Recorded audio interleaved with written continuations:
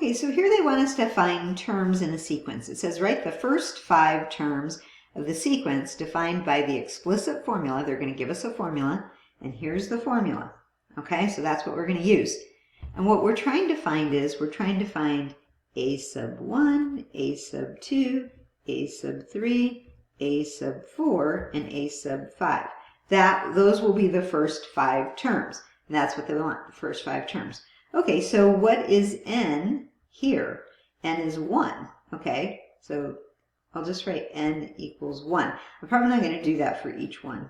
Maybe I will. Okay, so you put in a 1 for n and a 1 for n. So negative 3 times 1 plus 8. Then you have to do a little bit of math. Negative 3 plus 8, which is 5. Okay, so the first term is 5. Now n is 2. So we go through the process, negative 3 times 2, because now n is 2. Okay, plus the 8. And we get negative 6 plus 8, which is 2. All right, now we want to find the third term. So n is 3. So we're following the same formula, the explicit formula they give us. Negative 3 times 3 plus 8.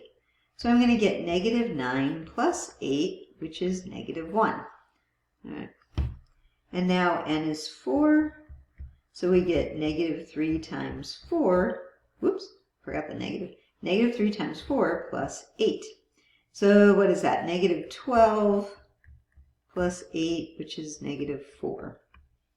And then the last one, n is 5.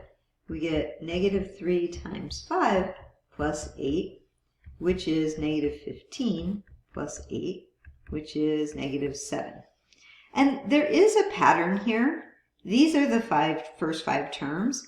I don't usually write it with the braces, but I will because the book does. So 5, 2, negative 1, negative 4, negative 7. Those would be the first 5 terms. So we've answered the question. You might be saying, well, is this a finite sequence?